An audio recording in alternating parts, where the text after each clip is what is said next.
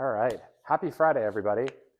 So one of the questions that we've gotten both on Twitter and to some of the other comments for videos is, how in the world do you scale your creative production to the level you need in order to make Meta and YouTube work? So I want to break down how we think about it and how we do it, and maybe that inspires you.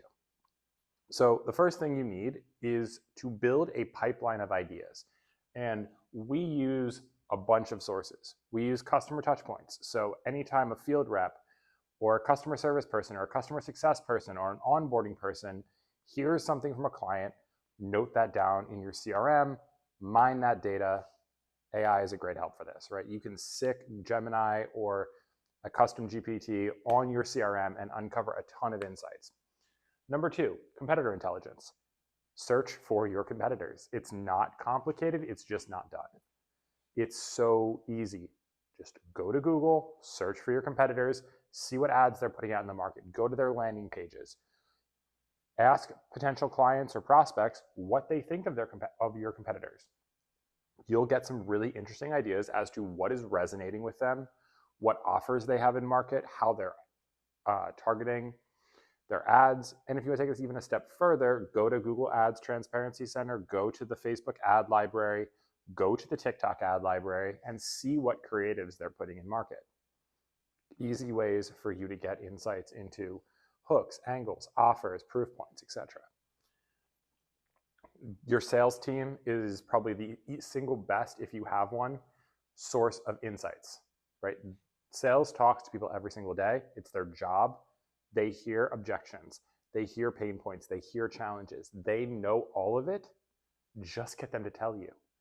Make it easy for sales to give you feedback on lead quality, lead objections, blockers, and what's closing.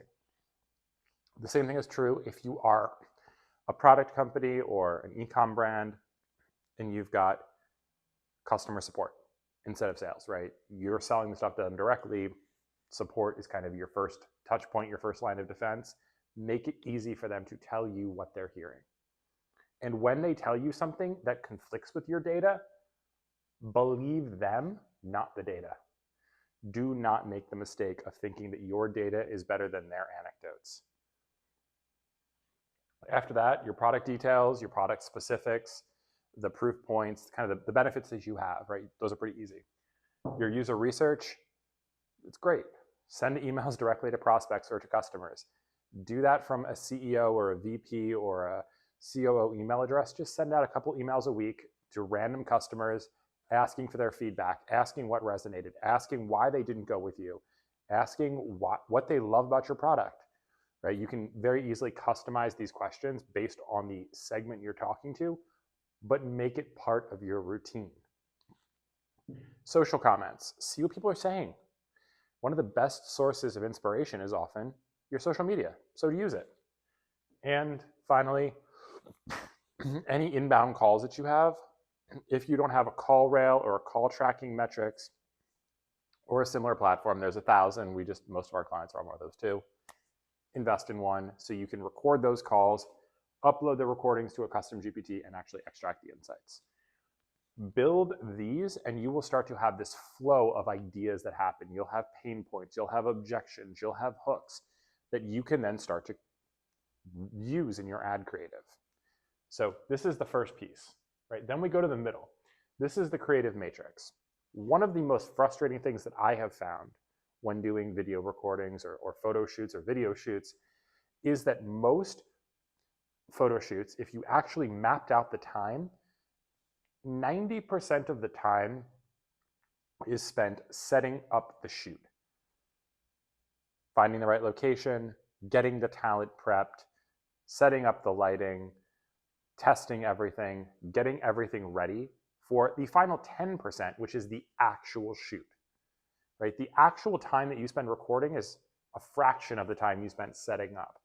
So using all of this information, create multiple variants of each scene that you set up. So instead of a traditional shoot where you go in, you shoot one hook, you shoot one angle, you shoot one proof point, you shoot one benefit to create one ad, shoot 3 of each, right? 3 hooks. You have the insights here, or maybe you have them from your social comments, or maybe you have them from your competitors. Use that same scene, that same talent, everything is already set up, but now give your talent 3 different hooks, or 4, or 5, but 3 is a good number, right? Then pain points. You have those pain points. Instead of saying, oh, are you not getting a good night's sleep if you're a mattress company? Well, that's one pain point, is it can't get the right temperature. Mattress too hot. That's a second pain point. Frustrated by your partner constantly rolling around and waking you up. That's a third pain point. Those same actors or actresses or talent can very easily record all 3 of those pain points in the same setup, the same area, using the same everything, and the incremental time required is negligible.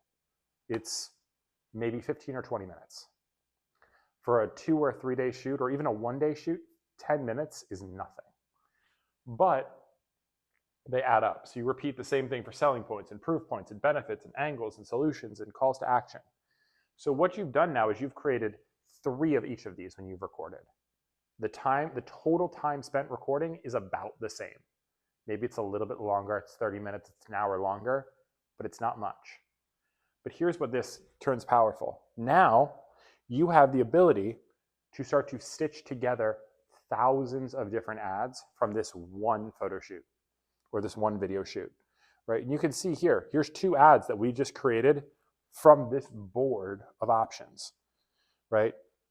2 different hooks, 2 different angles. One uses a unique selling proposition, the other uses a proof point. Both have credibility. This has a benefit. This closes with a pain point. And then you have CTAs. Just doing this and being able to substitute out like this gives you millions, literal millions, of possible ad combinations that you can run from a single photo shoot. Limited to no incremental cost, no incremental time. Really, the only time is just the photo editor stitching this together. But now you have the ability to take your data and turn it into ads for your account at scale for the same amount you're currently paying, right? You could get 1 ad, or you could get 1 million ads from the same photo shoot for the same price. The only question is, why don't people do this? And it's because, honestly, it requires planning and forethought, right? You have to do the research, you have to script the angles, you have to script the offers, you have to actually be ready to do this. But once you do, a single shoot can unlock millions of creatives. So now you actually do have the creative volume you need to scale. And then when you find these winners, you hold parts of these consistent and change others. You take a proof point that resonated or that drove incremental conversions and turn it into a static. You take an angle that overperformed and you turn it into a carousel or an article or a social post, right? This is how you take basic information, turn it into a ton of creative, and then use that creative to uncover new insights about your buyers. All of that then feeds your ad account without breaking the bank. So when people say, oh, we're loading 50 to 100 ads into your Facebook ad account, and you think, well, you can't be doing that, right? No, you can. If you play smarter, you can do it, and you can do it for less than you think just by using this method. Hope it's helpful, and we'll talk to you next week.